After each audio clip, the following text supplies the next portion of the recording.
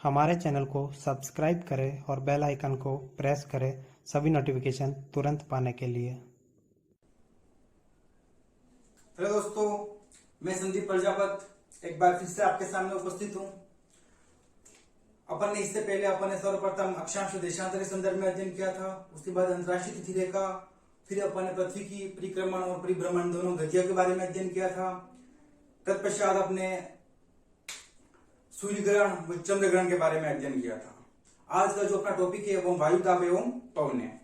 तो दोस्तों, आज का अपना मेनली टॉपिक है वो है वायु दाब।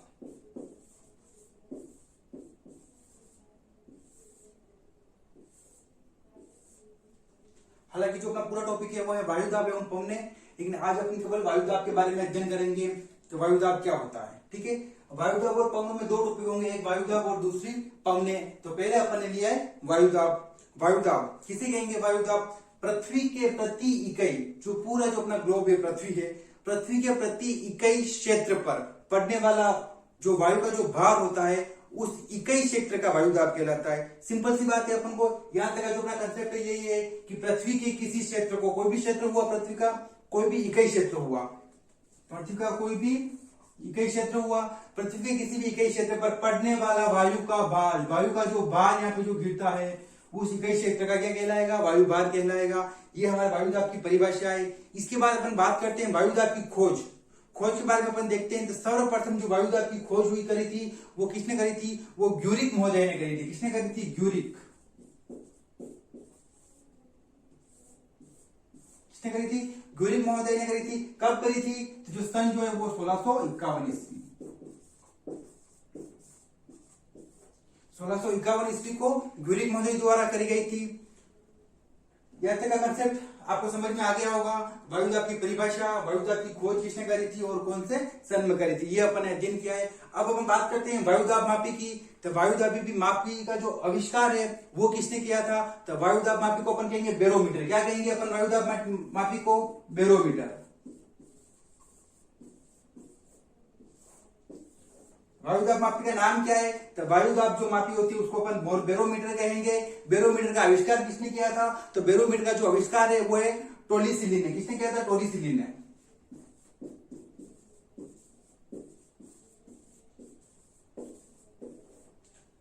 टोलिसिलिन जो मौर्य हुए थे, इन्होंने बैरोमीटर का आविष्कार किया था। बैरोमीटर के द्वारा अपन वायु के जो दाब है उसको अपन मापते हैं। तो बात करते हैं अपन बैरोमीटर और वायु दाब के बारे में। सबसे जो प्रचलित, सबसे वायु दाब को अपन किसे मापते हैं? कौन कौन से जो इकाई है उसमें अपन मापते हैं? तो वायु दाब को अपन मिलीमीटर में भी माप सकते हैं, अपन सेंटीमीटर में माप सकते हैं, अपन पौंड, इंच आदि इकाइयों में अपन वायु दाब को माप सकते हैं। लेकिन जो सबसे जो प्रचलित इकाई है, जो ज्यादा यूज करते हैं अपन, वो है वायु दाब मापने की जो प्रचलित इकाई है वो है मिलीबार। क्या है? वायु दाब मापने की जो प्रचलित इकाई है वो है मिलीबार।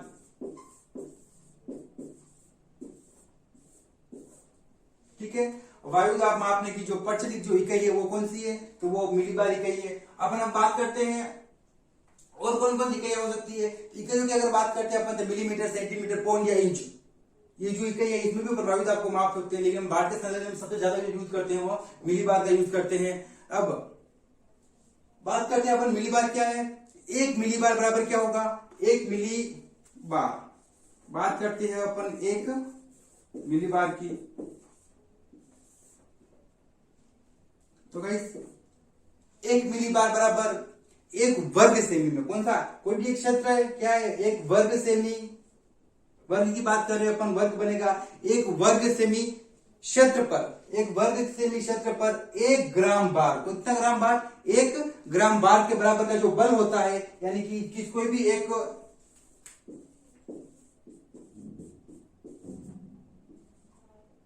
इकाई, एक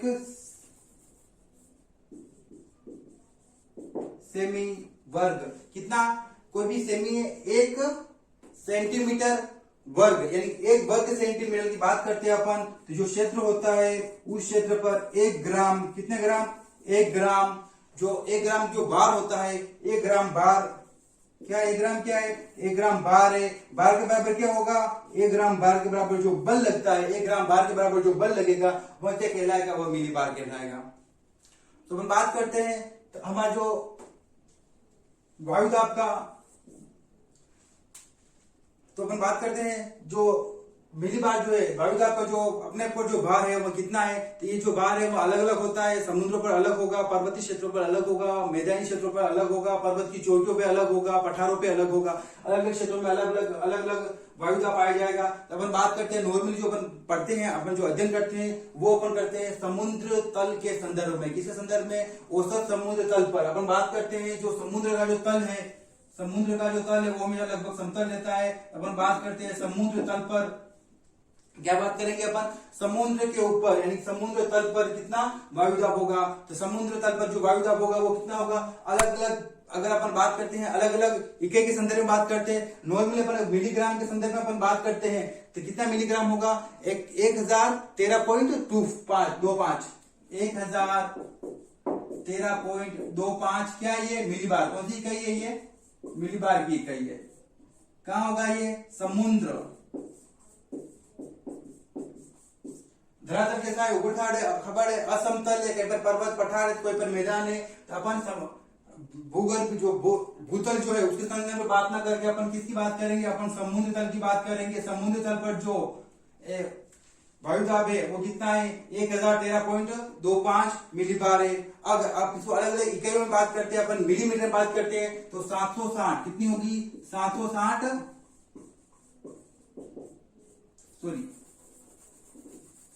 मिलीमीटर में बात करते हैं अपन तो 760 कितनी होगी? अगर अपन मिलीमीटर की बात करते हैं तो कितने मिलीमीटर होगा? 760 मिलीमीटर होगा। इसी बराबर सेंटीमीटर की बात करते हैं तो सेंटीमीटर इससे थोड़ी बड़ी इकाई होगी तो अपन कितनी? 76 सेंटीमीटर हो जाएगा। कितना होगा? 76 सेंटीमीटर हो जाएगा। अगर अपन बात करते हैं पौंड में, अगर अपन पौंड में बात करते हैं तो 14.7 कितना होगा? 14.7 पौंड होगा। 14.7 पौंड होगा। अगर अपन इससे आगे और चलते हैं और बात करते हैं अपन इंच की बात करते हैं तो इंच कितना होगा? इंच जो होगा वो होगा 2992। अगर अपन इंच की बात करते हैं तो 2992 कितना होगा? 29.92 इंच की बात करते हैं अपन। और मिलीबार में अपन बात कर ही चुके हैं। मिलीबार में कितना होगा? 1013। अगर अपन मिलीबार के संदर्भ में बात करते हैं तो 1013.25 मिलीबार कितना होगा? 1025 मिलीबार होगा। यहां तक का कंसेप्ट क्लियर है। अपने समुद्र तल से जो वायुदाब है समुद्र को उसका अध्ययन किया है। मिलीबार के संदर्भ में 1013 मिलीबार होगा। इंच के संदर्भ में 29.92 होगा। अगर आगे बात करते हैं अपन पौंड के संदर्भ में तो 14.7 7 दूनी 14 ऐसे भी याद रख सकते हैं अपन। ये 2992 ऐसे याद रख सकते हैं अपन। इसके अलावा हम बात करते हैं मिलीमीटर में तो मिलीमीटर में कितना होगा? 760 होगा। अगर सेंटीमीटर को इसी मिलीमीटर को अपन सेंटीमीटर में बदलते हैं तो 76 हो जाएगा, 76 सेंटीमीटर हो जाएगा।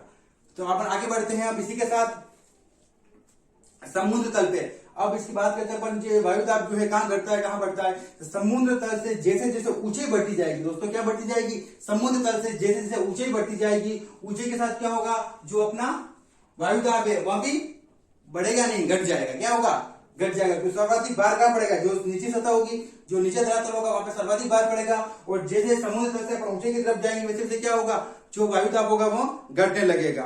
वायुदाब का जो संबंध है वो अगर बात करते हैं अपन समुद्र तल से ऊंचाई के साथ साथ वायुदाब क्या होगा? कम होता जाएगा। क्या हो जाएगा? दोनों में विपरीत संबंध है। जैसे जैसे अपन ऊंचाई की तरफ जाएंगे वैसे वैसे वायुदाब कम होता जाएगा। अपन बात करते हैं धरातल के संदर्भ में कि जो धरातल जो है हमारा कितनी ऊंचाई पे जाने पर कितना कम होगा। अगर अपन इसकी बात करते हैं तो अपने पास जो डेटा निकल के आएगा वो होगा वायुमंडल का लगभग 50% भाग। वायुमंडल संपूर्ण वायुमंडल की अगर हम बात करते हैं तो पूरी वायुमंडल का 50% जो भाग है, कितना भाग है वायुमंडल का? जो 50% जो भाग है वो कितने तक है? 5.6 किलोमीटर तक। कितना है? 5.6 किलोमीटर की ऊंचाई तक की है। कितना? 50% जो पूरी जो वायु है ऑल ओवर उसकी अगर हम बात करते हैं तो जो वायु है उसका 50% भाग केवल 5.6। अगर धरातल से अपन जाएंगे ऊपर की ओर, समुद्र तल से अपन ऊपर की ओर जाएंगे, जैसे अपन 5.6 किलोमीटर तक जाएंगे 50% वायु जो है वो उसके नीचे रहती है, बाकी की वायु जो है ऊपर चलेगा। जबकि अगर इसको डेटा को अपन और बढ़ा देते हैं, अगर अपन 32 किलोमीटर कितनी अगर अपन 32 किलोमीटर की ऊंचाई तक जाते हैं, 32 किलोमीटर की ऊंचाई तक जाते हैं तो यहाँ पर वायु का जो कुल प्रतिशत जब 50% था वो बढ़ के हो जाएगा 97%। कितना हो जाएगा? 32 किलोमीटर की ऊंचाई की अपन बात करते हैं तो 32 किलोमीटर की ऊंचाई तक वायु का जो 97% जो है वो भाग पाया जाता है। शेष जो भी अपना वायुमंडल बच रहा है, जो भी अपन बहिर्मंडल, अंतर्मंडल, जो भी अपन मंडल की बात करेंगे अलग अलग, उन मंडलों में केवल 3% वायु ही है। जबकि 32 किलोमीटर वायु का टोटल कितना भाग आ रहा है? 97% भाग आ रहा है वायु का। अर्थात जैसे जैसे स्पष्ट हो रहा है कि जैसे जैसे अपन से क्या करेंगे, सतह से अपन ऊपर की तरफ जाएंगे वैसे वैसे वायुमंडल क्या हो जाएगा? विरल होता जाएगा, यानी कि वायु की जो समाप्ति है वो कम होती जाएगी। वायुमंडल कैसा कितना हो जाएगा? विरल, एकदम लगभग शून्य, और अनंत अंतरिक्ष जान तक वायु बिल्कुल ही समाप्त हो जाएगी। अब अपन बात करते हैं वायुमंडल को प्रभावित करने वाले कारक की बात करते हैं। तो मैं हट जाता हूं, आप अगर चाहते हो तो इसका स्क्रीनशॉट ले सकते हो। तो दोस्तों आप स्क्रीनशॉट ले लीजिए। तो दोस्तों उम्मीद है आपने स्क्रीनशॉट ले लिया होगा। अब अपन पढ़ते हैं वायुदाब को प्रभावित करने वाले कारक। वायुदाब को कौन कौन से जो कारक है वो वायुदाब को प्रभावित करते हैं। तो वायुदाब को जो प्रभावित करने वाले जो मेनली जो कारण है, उन कारण के बारे में अब हम देखेंगे कि ऐसे कौन कौन से कारण है जो वायुदाब को प्रभावित करते हैं। तो पहला जो कारण है वो है तापमान। क्या है? तापमान। तापमान वायुदाब को प्रभावित करेगा। दूसरा जो है वो है जल वाष्प। क्या है?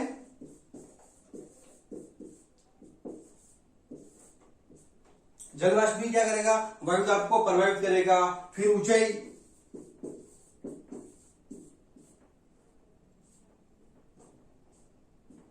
ऊंचाई वायुदाब को प्रभावित करेगी। इसके बाद एक और जो पॉइंट है अपना वो है पृथ्वी की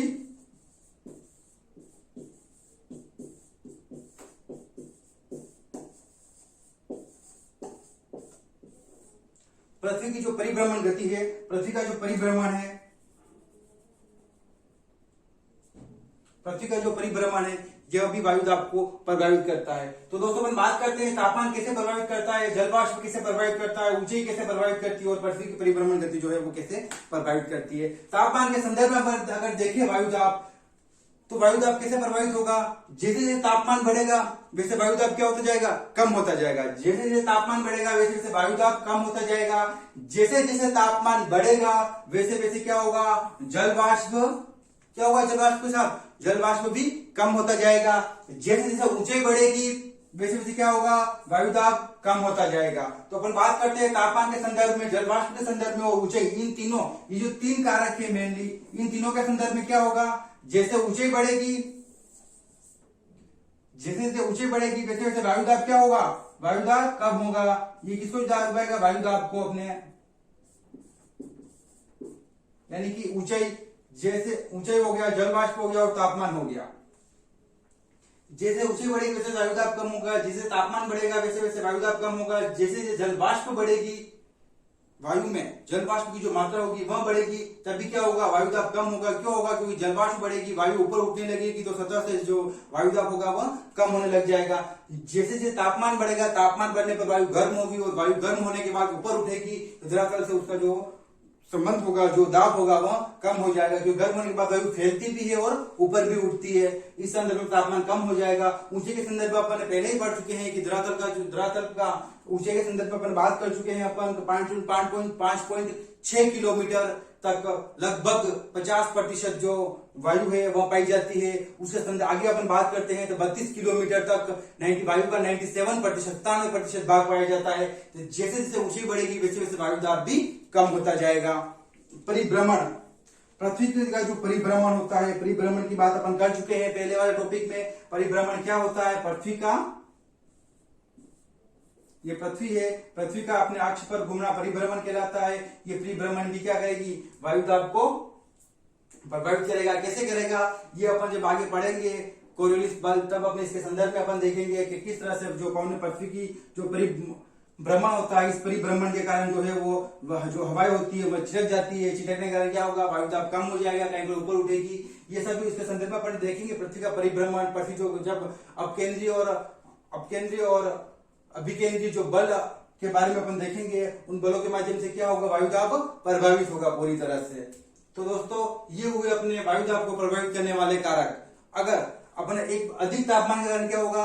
वायु गर्म होगी, तापमान बढ़ेगा तो ऑब्वियसली वायु गर्म होगी और गर्म होने के साथ साथ क्या हो जाएगी? वहां हल्की होकर ऊपर उठने लगेगी, जिस कारण से अपने जो अपने वायु जो होगी गर्म होने के बाद ऊपर उठेगी और ऊपर उठने के बाद दूसरी जगह पर प्रवाहित होगी। जैसे कि अपन बात करते हैं वायु का जो बहाव होता है किस ओर से किस ओर होता है, तो वायु जो बहती है किस ओर से किस ओर बहती है, उच्च वायु दाब से निम्न वायु दाब की ओर बहेगी। अगर वायु तापमान की वजह से वायु गर्म हो गई और गर्म होने के बाद क्या होगा, गर्म हुई वायु ऊपर उठेगी, उसका जो वायु दाब होगा वो कम होगा। तो अपन बात कर रहे हैं उच्च वायु दाब से निम्न वायु दाब की ओर। जहां तापमान होगा वायु दाब कैसा होगा, निम्न होगा।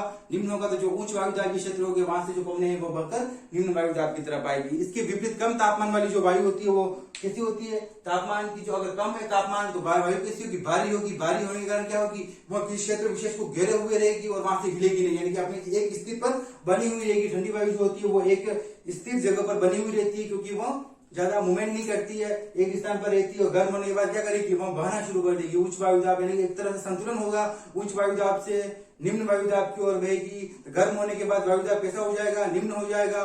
तो निम्न से उच्च वायु दाब वाले क्षेत्रों से वहां पे वायु आना प्रवाहित हो, यानी वायु का प्रवाह शुरू होना जाएगा। ये जो कारक है सेम जल वाष्प भी इसी तरह से कार्य करेगा। जब जल में वाष्प की मात्रा बढ़ जाती है तो वायु दाब कम हो जाएगा, क्योंकि जल वाष्प जब बढ़ती है तो हवा ऊपर उठने लगती है। और ऊंचे के संदर्भ में अपन पहले बात कर चुके हैं कि ऊंचे के अनुसार क्या होगा, वायु दाब कम होता जाएगा। अब आगे अपन देखते हैं कि पृथ्वी के वायु दाब का जो वितरण है, ये वायु दाब के कारण हो गए। अब अपन बात करते हैं वितरण की। किसकी बात करेंगे अपन, वायु दाब के वितरण के संदर्भ में अगर अपन बात करते हैं तो वायु दाब का जो वितरण है उसमें अपन दो पॉइंट बना के दो आधार पे अपन पढ़ेंगे। तो वायु दाब का जो वितरण है वो पहला जो होगा वो अपन पढ़ेंगे कि जो वायु दाब का जो वितरण है वो वितरण अपन बात करते हैं लंबवत वितरण। कौन सा, लंबवत।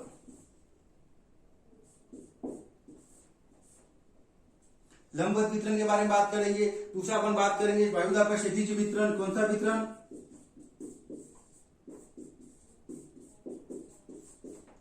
वायु दाब का लंबवत वितरण व क्षैतिज वितरण। लंबवत जो वितरण होगा वो वायु दाब का अपन कहां पढ़ेंगे, ऊंचाई के संदर्भ में पढ़ेंगे। क्षैतिज वितरण जो होगा वो अक्षांशों के संदर्भ में पढ़ेंगे। ये पृथ्वी है अपनी, पृथ्वी की 0 डिग्री भूमध्य रेखा, यहाँ पे ये जो अक्षांश है, इन अक्षांशों के संदर्भ में पढ़ेंगे कि वायु की क्या स्थिति रहती है, वितरण वायु का कैसा रहेगा। अब हम बात करते हैं पहले लंबवत वितरण की अपन बात करते हैं। लंबवत वितरण क्या है, तो अपन अगर देखते हैं वायु दाब के लंबवत वितरण को, जैसे कि अपन स्पष्ट कर चुके हैं कि जैसे जैसे अपन ऊंचे की तरफ जाएंगे वैसे वैसे वायु दाब कम होता जाएगा। तो ये जो कम होगा वो कितना होगा कम, इसके बारे में अपन अध्ययन करते हैं। तो ये जो अध्ययन कहलाएगा, ऊंचे के साथ साथ जो अपन अध्ययन करेंगे नॉर्मली वो हमारा वायु दाब का लंबवत वितरण कहलाएगा। सतह से वायुमंडल की ओर बढ़ने पर वायु दाब निरंतर घटता रहता है। सतह से अपन बात करते हैं पृथ्वी की सतह से अपन वायुमंडल की ओर बढ़ेंगे। वायुमंडल की ओर बढ़ेंगे तो क्या होगा, जो वायु दाब होगा वो घटता जाएगा। क्या होगा, वायु दाब कम होता जाएगा। जैसे धरातल से ऊपर की तरफ जाएंगे वायु दाब कम होता जाएगा। तो अब ये कितना कम होगा, बात करते हैं अपन प्रति 300 मीटर। अपन बात करते हैं कि 300 मीटर के ऊंचे पर जाएंगे तो कितना कम होगा। अगर अपन 300 किलोमीटर के ऊंचे पे जाएंगे तो 34 मिलीबार कम हो जाएगा। कितना, 34 मिलीबार। अगर हम बात करते हैं अपन 100 मीटर की, 300 मीटर पर 34 मिलीबार कम होगा। अगर अपन बात करते हैं 100 मीटर, अपन 100 मीटर के ऊंचे पे जा रहे हैं तो कितना कम होगा, 10 मिलीबार। कितना होगा, 10 मिलीबार होगा। अगर अपन 100 मीटर के ऊंचे पे जा रहे हैं तो 10 मिलीमीटर होगा।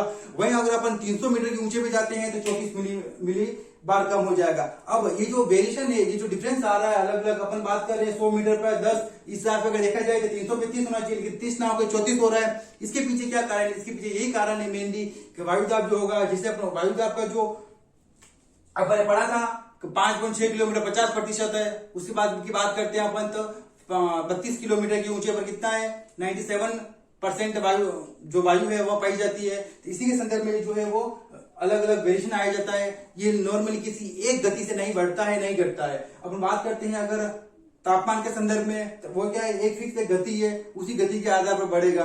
प्रति 65 मीटर जो उसका जो है, यानी कि 1 किलोमीटर ऊंचे पे जाएंगे अपन 6.5 डिग्री जो है वो कम हो जाएगा, तो वो उसका फिक्स रहेगा। लेकिन यहाँ पे वायु दाब के संदर्भ में अलग अलग रहेगा। अपन बात करते हैं 100 मीटर संदर्भ में 10 मिलीबार कम हो जाएगा। 300 मीटर संदर्भ में बात करते हैं तो 3.34 मिलीबार कम हो जाएगा। इसी तरह 1 किलोमीटर संदर्भ बात करते हैं अपन, 1 किलोमीटर तक ऊपर जाएंगे तो कितना हो जाएगा मिलीबार, जो वायु दाब जो है वो कितना कम हो जाएगा। नॉर्मली समुद्री सतह पर, नॉर्मली जब बात करते हैं अपन समुद्र की सतह पर, अगर अपन समुद्र की सतह पर बात करते हैं तो जो समुद्र की सतह है वहां पे कितना मिलीबार बताया था अपन ने, जो वायु दाब है वो वायु दाब कितना मिलीबार है, 1013.6 25 मिलीबार। कितना है? 1013.25 मिलीबार है। अगर अपन बात करते हैं 1 किलोमीटर की, अपन इसी 1013.25 यानी कि 1013.25 मिलीबार जो है, इससे अपन 1 किलोमीटर ऊपर जाएंगे। कितना? 1 किलोमीटर अपन ऊपर जाएंगे तो कितना हो जाएगा? 898.76। कितना हो जाएगा?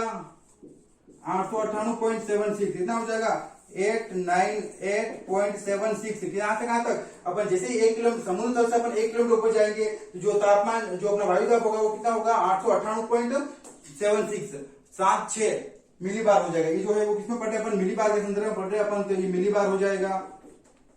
इसी तरह से अपन बात करते हैं, अगर हम 5 किलोमीटर चले जाएंगे, कितने? 5 किलोमीटर चले जाएंगे तो ये जो होगा वो कितने? 1013.25 से और कम हो जाएगा। तो कम कितना होगा? तो 540। कितना होगा? 540.48। कितना होगा? 540.48 मिलीबार। 540.48 मिलीबार हो जाएगा। तो दोस्तों ये हमने अध्ययन किया कि वायु दाब का जो लंबवत जो वितरण होगा वो कैसे होगा। इसके संदर्भ में अपन ये भी कह सकते हैं, जब अपन अगर इससे और ऊपर की तरफ जाएंगे, अपन मैक्सिमम 10 किलोमीटर तक जाएंगे। कितने? 10 किलोमीटर ऊपर जाएंगे। कहां से जाएंगे? समुद्र तल से अपन 10 किलोमीटर ऊपर तक जाएंगे। तब 10 किलोमीटर ऊपर जो वायु दाब होगा वो कितना होगा? वो वायु दाब 1013.25 मिलीबार से कम होकर 265, कितना हो जाएगा? 265 मिलीबार। कितना हो जाएगा? 265 मिलीबार हो जाएगा। ठीक है। तो अपन ने ये जो अलग अलग जो तथ्य पढ़े, ये कहलाता है अपना वायु दाब का कौन सा वितरण है? वायु दाब है, उसका जो वितरण है, वितरण कौन सा है? लंबवत वितरण है। लंबवत वितरण जो कि खड़ा वितरण जो अपन पढ़ते हैं, ये हमारा लंबवत वितरण है। अब अपन बात करते हैं क्षैतिज वितरण की। इसके संदर्भ में थोड़ा ज्यादा डिटेल्स में पढ़ेंगे अपन, क्योंकि थोड़ा डिटेल्स में है, इसलिए नॉर्मली जो अपन को लंबवत के संदर्भ में जो याद रखना है वो यही याद रखना है कि वायु दाब जो है वो ऊंचे के साथ घटता जाएगा, और वायु दाब को प्रभावित करने वाले कारण तापमान, जलवाष्प, ऊंचे और पृथ्वी का परिभ्रमण, ये वायु दाब को प्रभावित करते हैं। इसके बाद अलावा आपने पढ़ा है कि वायु दाब जैसे जैसे अपन ऊंचे की तरफ जाएंगे वैसे वैसे वायु दाब कम होगा। तो कम कितना होगा? 100 मीटर की ऊंचे पे जाएंगे अपन तो 10 मिलीबार कम होगा। इसी तरह से अगर अपन 300 मीटर के ऊंचे पे जाएंगे तो कितना कम हो जाएगा? 34 मिलीबार।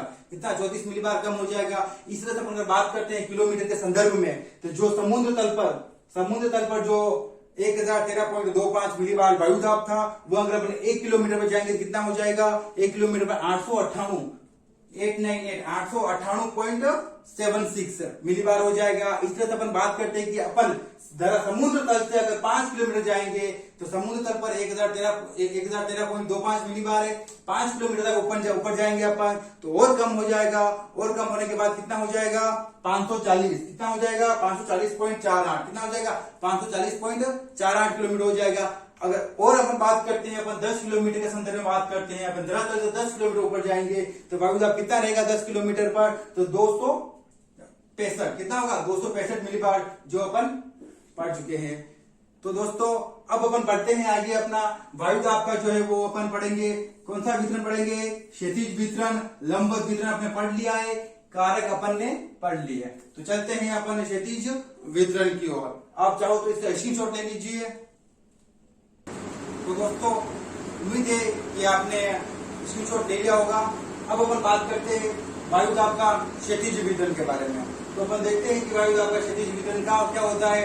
अपन वायु दाब का जो क्षैतिज वितरण है उसके बारे में अपन अध्ययन करेंगे। इसी क्षैतिज वितरण को अपन कहते हैं वायु दाब का अक्षांश वितरण। क्या कहेंगे अपन? वायु दाब का, या तो अपन कहेंगे क्षैतिज, या कहेंगे अपन अक्षांश। क्या कहेंगे? वायु दाब का जो वितरण पढ़ रहे हैं अपन, वितरण का संदर्भ में अपन ने लंबवत वितरण को देख लिया था। अब अपन देख रहे हैं क्षैतिज या अक्षांश वितरण। क्षैतिज या अक्षांश वितरण को पढ़ने से पहले अपन को यह पर जो अपन पढ़ेंगे क्षैतिज या अक्षांश के संदर्भ में ही पढ़ेंगे। तो अपन देखते हैं कि वायु दाब कहाँ पे ज्यादा होगा, कहाँ पे कम होगा। तो अपन बात करते हैं पृथ्वी के संदर्भ में।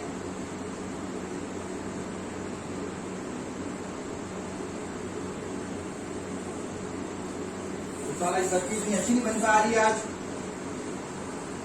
पृथ्वी के संदर्भ में अपन बात करते हैं, ये अपनी भूमध्य रेखा है। कौन सी रेखा है?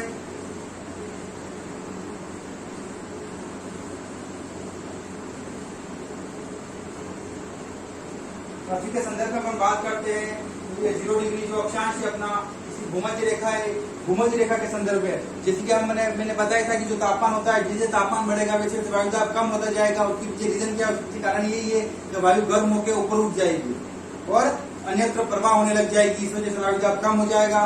तो अपन देखते हैं कि 0 से लेकर वायु दाब को जो अपन क्षैतिज वितरण पढ़ेंगे, ये अलग अलग वायु दाब की जो पेटियां है उसके संदर्भ में पढ़ेंगे। हमारे वैसे देखा जाए तो 4 भागों में 4 तरह की 4 भाग है वायु दाब की पेटियों के। 4 भागों के संदर्भ में अपन पढ़ेंगे। 7 जो वायु दाब की जो पेटियां है वो पढ़ेंगे। 3 पेटियां जो होगी वो उत्तर में होगी, 3 पेटियां दक्षिण में होगी और एक जो अपनी विषुवत रेखी जो है ये वाली पेटी होगी। अपन वायु दाब की 4 पेटियां पढ़ेंगे। इन 7 पेटियां पढ़ेंगे जिनका जो भाग होंगे वो 4 भाग होंगे, क्योंकि अक्षांश भूमध्य रेखी जो पेटी है ये उत्तर में और दक्षिण में दोनों मिक्स होती रहेगी। इसके बाद अपन पढ़ेंगे ध्रुवीय पेटी जो नॉर्थ में चलेगा वही साउथ में भी चलेगा। तो जो अपन उत्तरी गोलार्ध के संदर्भ पढ़ेंगे सेम पॉजिटिव होगा वो दक्षिणी गोलार्ध में भी होगा। तो अपन बात करते हैं सबसे पहले जो वायु दाब की जो पेटी बताएंगे अपन वो भूमध्य रेखा के समीप होगी। इसका जो नामकरण भी किसके समीप होगा? भूमध्य रेखा के नाम से ही होगा। तो अपन कहेंगे भूमध्य रेखीय न्यून दाब पेटी। क्या कहेंगे? भूमध्य रेखीय न्यून दाब पेटी। तो पहली जो अपनी है वायु दाब की जो पेटी है वो कौन सी है? भूमध्य रेखीय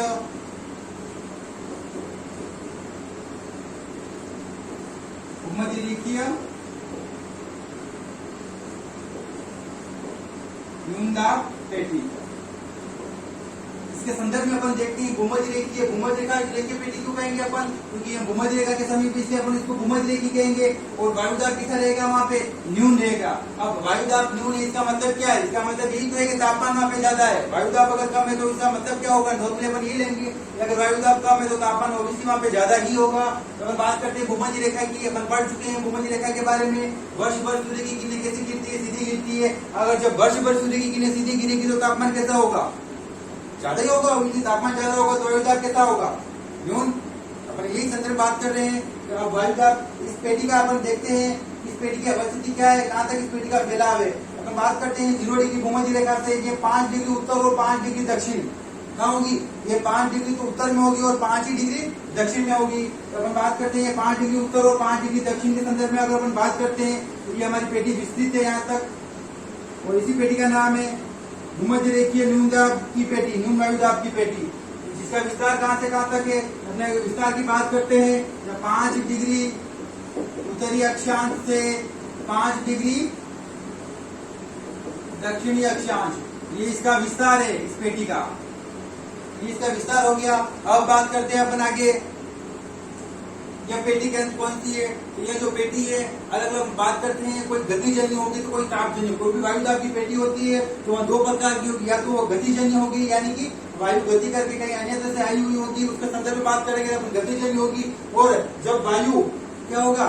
जब वायु तापमान के कारण अगर न्यून दाब की पेटी बन रही है, तापमान अगर प्रभावित कर रहा है किसी पेटी में, अगर तापमान मोस्ट इंपोर्टेंट है, तापमान अगर प्रभावित कर रहा है तो वो कौन सी होगी? तापमान प्रभावित करेगा किसी भी पेटी की वायु को तो वहाँ तापजन्य पेटी होगी। यहाँ पे अपन देख रहे हैं कि यहाँ पे जो प्रभावित कर रहा है वो कौन? तापमान प्रभावित कर रहा है। तो तापमान प्रभावित करने के कारण ये पेटी कौन सी होगी? तापजन्य। कौन सी पेटी होगी? ये पेटी कौन सी है? विषुवत रेखीय न्यून दाब पेटी। यह एक तापजन्य पेटी है। इसका दूसरा नाम क्या कहेंगे अपन? इसका जो दूसरा नाम है वो डोल ड्रम। क्या कहेंगे अपन? तापजन्य को क्या कहेंगे अपन? नाम सुना होगा डोल ड्रम। किसे कहेंगे? डोल ड्रम। भूमध्य रेखीय न्यून दाब पेटी को अपन डोल ड्रम कहेंगे। तो दोस्तों चलते हैं आगे। डोल ड्रम। इससे पहले बात कहूंगा, अगर आपने चैनल को लाइक नहीं किया है, सब्सक्राइब नहीं किया है तो जल्दी जल्दी चैनल को सब्सक्राइब कर ले, वीडियो को लाइक कर ले और जितना हो सके उतना फैला दो, शेयर कर दो। तो दोस्तों चलते हैं अपन। इस प्रकार देखा जाए ये जो पेटी है, ये पेटी कौन सी है? न्यून दाब की पेटी है, तापजन्य पेटी है, इसको डोल ड्रम भी कहेंगे अपन। ठीक है। और भूमध्य रेखीय न्यून दाब पेटी जो क्षेत्र है, इस क्षेत्र को अपन पूरे क्षेत्र को डोल ड्रम कहेंगे। इसीलिए इसको क्या कहेंगे? डोल ड्रम। डोल ड्रम नाम क्यों आया इसका? इसीलिए आया कि क्षेत्र को अपन डोल ड्रम कहते हैं, इसलिए यहाँ डोल ड्रम है। डोल ड्रम जो है वो शब्द कौन सी भाषा का है? तो बात करते हैं अपन डोल ड्रम शब्द की। तो डोल ड्रम जो शब्द है वो कौन सी भाषा का है? वो जर्मन भाषा का है। कौन सी भाषा का है? जर्मन भाषा का है। जर्मनी भाषा में डोल ड्रम का मतलब क्या होता है? जो शब्द है वो कौन सी भाषा का है? जर्मनी का, जर्मन भाषा का शब्द है। जर्मन भाषा के अंदर डोल ड्रम का अपन बात करते हैं अर्थ। डोल ड्रम का मतलब होता है शांत हवा। कैसी हवा? एकदम शांत हवा है, मंद मंद गति से बहती है। तो बात करते हैं अपन डोल ड्रम का जो मतलब होता है वो होता है शांत हवा। शांत हवा या शांत वायु। ठीक है, डोलड्रम जो शब्द है वो कौन सी भाषा का है? वो जर्मन भाषा का है। जर्मन शब्द है ये डोलड्रम, इसका अर्थ होता है शांत वायु।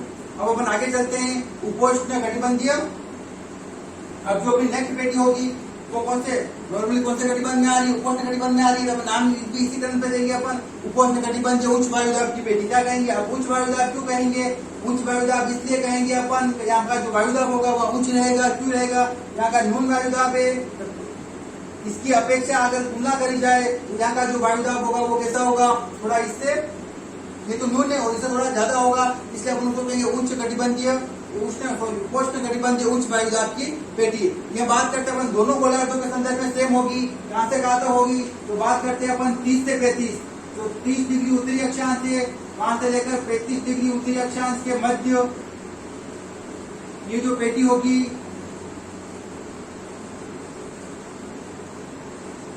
ठीक है दोस्तों।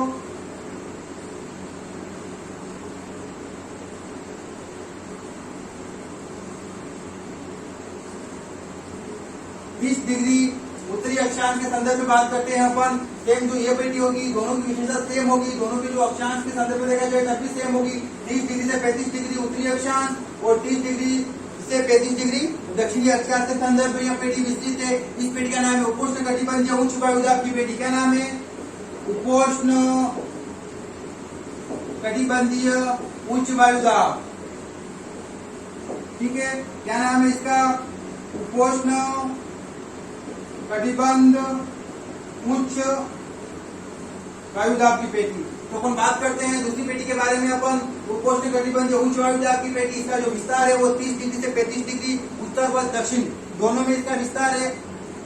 यहाँ पे वायुदाब न्यून था, यहाँ पे इसकी अपेक्षा कौन सा होगा? वायुदाब थोड़ा उच्च होगा, इसलिए अपन इसको उच्च वायुदाब की पेटी कहेंगे। भूमध्य रेखीय प्रदेश के, यानी कि भूमध्य रेखीय जो प्रदेश था अपना, यहाँ से जो वायु ऊपर उठ गई है गर्म होने के बाद, गर्मी कम है तो ऊपर उठ जाएगी, तो गर्म होने के बाद ऊपर उठ के क्या होगी? अन्यत्र चली दूसरी जगह चली जाएगी। ये गर्म होगी, गर्म होने के बाद ऊपर उठेगी और उसका संचरण होगा।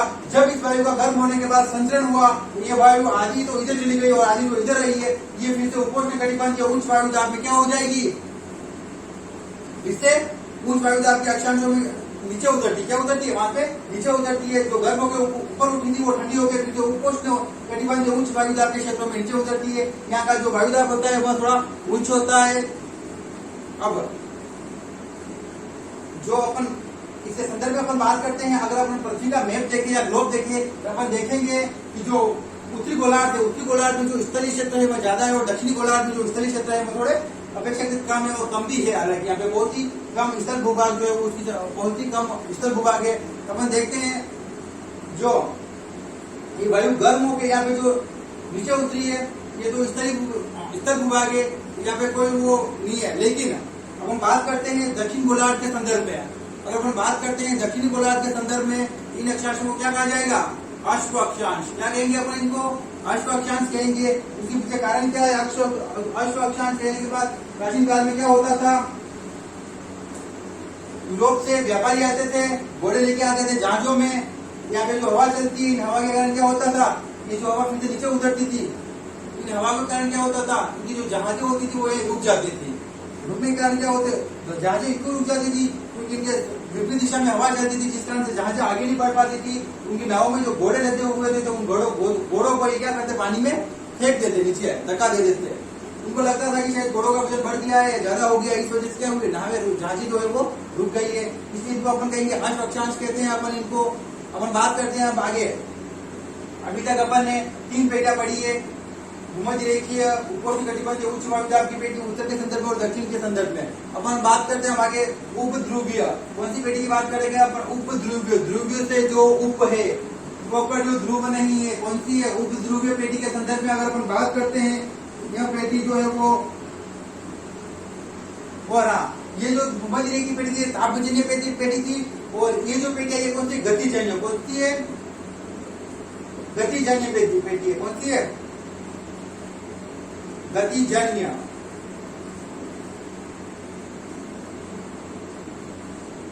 ठीक है, जो उपोष्ण कटिबंधीय उच्च वायुदाब की जो पेटियां है, इन पेटी को अपन क्या कहेंगे? यह गतिजन्य पेटी है। अब हम बात करते हैं उपध्रुवीय न्यून वायुदाब की पेटी। ये कौन सी है? उप ध्रुवीय वायुदाब कैसा है? न्यून वायुदाब।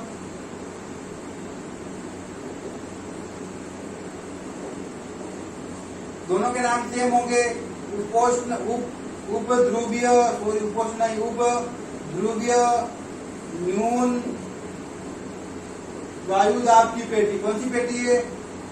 तो उप ध्रुवीय न्यून वायुदाब की पेटी। तो बात करते हैं इनकी अक्षांशीय स्थिति के बारे में। इनकी अक्षांशीय स्थिति क्या है? इनकी जो अक्षांशीय स्थिति है वो 60 डिग्री से 65 डिग्री का। कौन सी है? उत्तरी अक्षांश में भी वही है और दक्षिणी अक्षांशों में भी 60 से 65। ठीक है, उत्तरी और दक्षिण दोनों अक्षांशों में 60 डिग्री से लेकर जो 65 डिग्री के जो अक्षांश है, इस अक्षांश में जो पेटी बनती है वायुदाब की, उसे अपन कहेंगे उप ध्रुवीय न्यून वायुदाब की पेटी। अब अपन बात करते हैं अक्षांशों के संदर्भ में। अक्षांशों के मध्य यानी कि 60 से 65 अक्षांशों के मध्य, अक्षांशों के मध्य यानी कि 60 और 65 डिग्री जो अक्षांश है, इनके मध्य पृथ्वी की परिभ्रमण गति से उत्पन्न अपकेंद्रीय बल के कारण, कौन से बल के कारण? अपकेंद्रीय बल के कारण अक्षांशों से हवा जो है वो अन्यत्र यानी कि दूसरी जगह छिड़क जाती है। जिसे छिड़क करना का मतलब क्या होता है? फेंकना। पृथ्वी का मैंने बताया था, कोई भी वस्तु या पृथ्वी या पिंड कोई भी घूमता है तो उसे दो बल संतुलित करते हैं। एक होता है अपकेंद्रीय और दूसरा बताया था मैंने उपकेंद्रीय बल। तो अपन बात कर रहे हैं उपकेंद्रीय बल। अब जब उपकेंद्रीय बल क्या होगा? कोई वस्तु या पृथ्वी या गेंद जब भी घूमती है गोल गोल, तो एक बल जो होता है वो किसी वस्तु को बाहर फेंकने का काम करता है, तो दूसरा उसको साथ साथ अंदर लपेटने का काम करता है। तो दो बल होंगे। जो बाहर फेंकने का काम करेगा उसे कहेंगे अपन अपकेंद्रीय बल, और जो अंदर लपेटने का काम करेगा यानी साथ रखने का काम करेगा उसे अपन कहेंगे उपकेंद्रीय बल, सॉरी अपकेंद्रीय बल। यहाँ पे अपन बात करते हैं 60 डिग्री से 65 डिग्री के मध्य। तो अपकेंद्रीय बल प्रभावित होता है, कार्य करता है। अपकेंद्रीय बल प्रभावित कार्य करने का मतलब ये है कि यहाँ की जो हवा है, इन हवा को क्या कर अन्यत्र छिड़क जाती है, यानी कि पृथ्वी की जो भ्रमण, मैंने बात करी थी अपन ने वायुदाब को प्रभावित करने वाले कारक कौन थे? वायुदाब को प्रभावित करने वाले एक कारक जो था उसके बारे में अपन ने कम जानकारी ली थी, और वो कारण था पृथ्वी का परिभ्रमण। उसकी कम जानकारी अपन ने वहां पे इसीलिए ली थी कि अपन जैसे जैसे आगे बढ़ेंगे उसको अपन विस्तृत अध्ययन करेंगे। जो वहां पे जिन टॉपिक का अध्ययन किया था उसके लिए अपन ज्यादा विस्तृत अध्ययन करेंगे उसका, इसलिए अपन ने वहां पे थोड़ा बहुत समझा था कि पृथ्वी का जो परिभ्रमण है वो क्या है। और जब अपन बात करी थी अपन ने अक्षांश देशांतर के संदर्भ में, तब भी अपन ने दो टॉपिक जो पॉइंट थे अपकेंद्रीय व उपकेंद्रीय, तो उन दोनों को भी अपन ने छोड़ दिया था। इसलिए छोड़ दिया था कि आगे आगे अपन उनका विस्तृत अध्ययन करने वाले हैं। जैसे कि उपकेंद्रीय के बारे में मैंने बताया, पृथ्वी जब गति करती है, घूमती है, तब दो बल को संतुलित करते हैं। एक बल किसी पृथ्वी पर जो भी वस्तु होगी, हवा होगी, किसी को बाहर फेंकने का काम करेगी, तो दूसरों उसको अंदर धकेलने का काम करेगी। जो दोनों बल होते हैं, इन्हीं बल से क्या होता है, यानी कि संतुलन बैठता है। तो किसी गुणन गति में संतुलन बैठता है, तो पृथ्वी की गुणन गति में भी यही संतुलन बिठा रहे हैं। तो हालांकि जो अपनी ये उपकेंद्रीय जो बल है, ये बल क्या होगा? यहाँ पे प्रभावित होगा, कार्य करेगा। ये अपकेंद्रीय बल इन अक्षांशों को प्रभावित करेगा, और यहाँ पे जो वायु होगी, इन वायु को क्या होगा? अन्यत्र दूसरी जगह छिटक देगा। इसी छिटकने के कारण क्या होगा? यहाँ का जो वायुदाब होगा वो कैसा होगा? यानी कि वायु कहाँ चली जाएगी? दूसरी ओर फेंक देगा वायु को। पृथ्वी जो घूम रही है, अपकेंद्रीय बल प्रभावित होगा, यानी कि वायु एक जगह से दूसरी स्थान पर छिटक जाएगी। छिटकने के कारण क्या होगा? वायुदाब कैसा हो जाएगा? न्यून हो जाएगा। यानी कि अपकेंद्रीय बल जो था अपना, तो उपकेंद्रीय बल,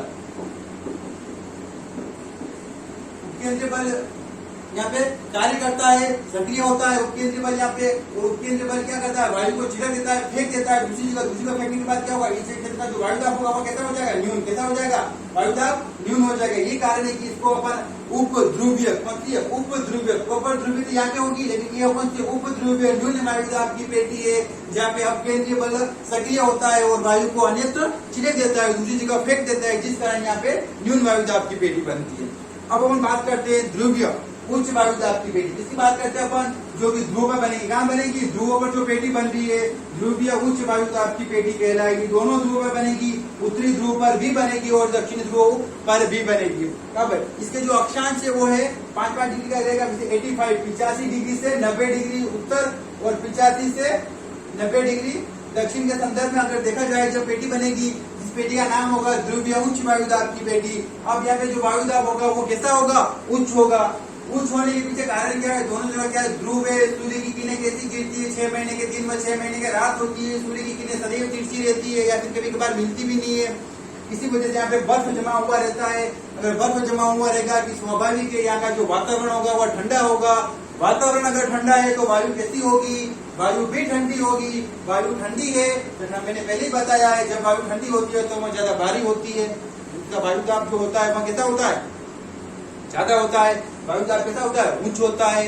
ये बात हम कर चुके हैं। अगर वायु गर्म होगी, गर्म होने से वायु का क्या होगा, फैलाव होगा और हल्की होगी, जिस वजह से ऊपर उठेगी। लेकिन वायु कैसी है, यहाँ पे ठंडी है, तो ठंडी होने के अगर वायु भारी होगी और अपनी जो एक स्थिति है वहाँ पे जमी हुई रहेगी, तो ये जो है ध्रुवीय उच्च वायु दाब की पेटी। तो यहाँ पे ध्रुवों के वातावरण के कारण, ठंडा होने के कारण यहाँ का जो यहाँ की जो वायु दाब है वो कैसा है, उच्च वायु दाब है। इन पेटियों को अपन कहेंगे ध्रुवों पर, इसलिए अपन कहेंगे ध्रुवीय उच्च वायु दाब की पेटियां। अब हम बात करते हैं दोनों गोलार्धों में इनकी जो स्थिति है वो 80 डिग्री से 90 डिग्री उत्तर, 80 डिग्री से 90 डिग्री दक्षिण में होती है, के बीच यहाँ पेटी होती है। अब अपन बात करते हैं यह जो पेटी है वो कैसी है, यह जो पेटी है वो कौन सी होगी, मैंने पहले बताया, मैंने तापमान के संदर्भ में अपन बात करते हैं। जैसे हमने भूमध्य रेखा को क्या कहा था, ये एक तापजन्य पेटी है, उसी तरह से ये भी क्या एक तापजन्य पेटी है। कौन सी है, तापजन्य पेटी। क्यों है, क्योंकि यहाँ पे तापमान प्रभावित कर रहा है, तापमान कम है इसके वायु दाब उच्च है, तो तापजन्य पेटी हो गई। अपन इसके संदर्भ में बात करते हैं उपोष्ण कटिबंध उच्च वायु दाब की पेटी। ये भी कैसी है, हवा की गति, हवा की गति के यहाँ पे क्या हो रहा है, यहाँ पे हवा क्या हो रही है, जो यहाँ से जो ऊपर उठी वो नीचे आ रही है हवा, ये हुआ। यहाँ से जो उठी हवा वो ध्रुवों की तरफ आ गई है और ये उपोष्ण में गई है। ये कौन सी हो गई थी, गतिजन्य पेटी हो गई थी। ये भी गतिजन्य पेटी है। क्यों है, यहाँ पे कौन सा अपकेंद्रीय बल कार्य करता है, अपकेंद्रीय बल कार्य करता है। क्या होती है, हवा दूसरी जगह गोल गोल घूमती है, हवा को फेंक देती है दूसरी जगह पे। जब हवा को दूसरी को फेंक देती है तो अपकेंद्रीय बल कार्य करेगा, वहाँ पे अपकेंद्रीय बल के कारण क्या होता है, हवा अन्यत्र छिटक जाती है, जिस वजह से यहाँ पे तापमान कैसा हो जाता है, न्यून हो जाता है, तापमान कम हो जाता है। जब अपन बात करते हैं ये कौन सी है, यहाँ पे जो है वो वायु की से गति, वायु की गति के कारण हो रहा है। ये गतिजन्य पेटी है, ये भी गतिजन्य पेटी है और ये फिर तापजन्य पेटी है। तो अपन बात करते हैं पहली जो होती है तापजन्य पेटी, फिर गतिजन्य पेटी, फिर भी गतिजन्य पेटी। ये गतिजन्य पेटी ही है और ये तापजन्य पेटी है। यहाँ पे वायु दाब कैसा है, उच्च है, और यहाँ पे वायु दाब कैसा है, उपोष्ण कटिबंध उच्च वायु दाब। हालांकि यहाँ पे वायु दाब तो कम है, लेकिन अगर इसके संदर्भ में हम बात करते हैं इन दोनों की साइड से जो पेटियां है इसके वनस्पति, यहाँ पे जो वायु दाब है वो कैसा है, उच्च है। तो दोस्तों अगर इस पेटी जो अपने उपोष्ण कटिबंध उच्च वायु दाब की जो पेटी है, इस पेटी के बारे में देखिए, इससे जो इससे दक्षिणी तरफ जो पेटी है वहाँ पे वायु दाब कैसा है, न्यून है, और उत्तर में जो पेटी है उसका वायु दाब भी न्यून है। इन दोनों न्यून वायु दाब की पेटी के संदर्भ में अगर देखा जाए तो उसका तापमान कैसा है, उच्च है, इसलिए अपन इसको कहेंगे उच्च कटिबंध उपोष्ण कटिबंध उच्च वायु दाब की पेटी। तो दोस्तों अपन अब बात करते हैं ताप पेटियों का स्थानांतरण। ये जो पेटी मैंने बताई है, इन पेटियों का क्या होगा, स्थानांतरण हो जाएगा। अब कैसे स्थानांतरण होगा, ये अपनी जगह से जैसे ऋतु बदलती है, सर्दी और गर्मी होगी, उसी सर्दी और गर्मी के आधार पे या फिर सूर्य की जो अपन बात करते हैं उत्तरायण व दक्षिणायन की बात करते हैं, कल भी अपन ने बात करी थी इसके संदर्भ में कि सूर्य मकर रेखा पर सीधा चमकेगा, कर्क रेखा पर सीधा चमकेगा। उसी के संदर्भ में अगर अपन देखते हैं इनकी जो स्थिति है उस स्थिति में थोड़ा बदलाव हो जाएगा। तो अपन बात करते हैं दाब पेटियों का स्थानांतरण। इनका स्थानांतरण किस ओर कैसे होगा, ये जो अपन ने पढ़ा है दाब पेटियों की, ये जो आदर्श स्थिति अपन पढ़ी, ये जो स्थिति अपन ने पढ़ी है, ये स्थिति कब होगी, ये 21 मार्च कब होगी, 21 मार्च से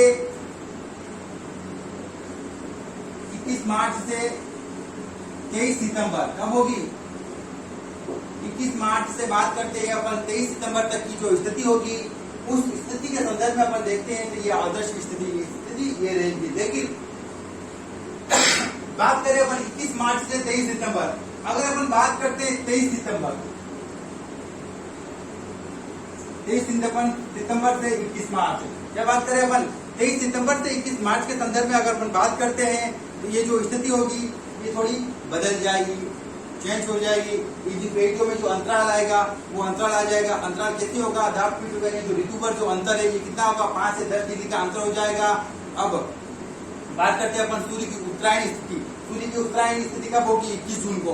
21 जून के संदर्भ में अपन देखते हैं सूर्य की जो उत्तरायण जो स्थिति है इसके संदर्भ में अपन देखते हैं तो दाब पेटी जो है ये उत्तर की ओर खिसक जाएगी। कितनी खिसकेगी उत्तर की ओर, वही 5 से 10 डिग्री गैप होगा लगभग इसमें, और ये उत्तर की तरफ खिसक जाएगी। अगर अपन बात करते हैं सूर्य की दक्षिणायन स्थिति कब होगी? 22 दिसंबर के दिन दक्षिणायन स्थिति होगी।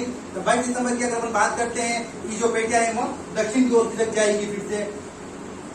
तो दोस्तों ये अपन ने पढ़ा है कि वायु दाब की पेटियों का जो स्थानांतरण है, ये आदर्श स्थिति की अपन बात करते हैं। 21 मार्च और 23 सितंबर के संदर्भ में बात करते हैं, कहा कि 21 मार्च और 23 सितंबर के दिन ये वाली स्थिति रहेगी। लेकिन इसके अलावा अगर अपन बात करते हैं 21 जून को जो सूर्य होता है वह उत्तरी गोलार्ध में, अभी जून महीना चल रहा है, भारत के कर्क रेखा मध्य से गुजर रही है। अपन भारत के संदर्भ में देखते हैं तो कर्क रेखा पर सूर्य सीधा चमकेगा।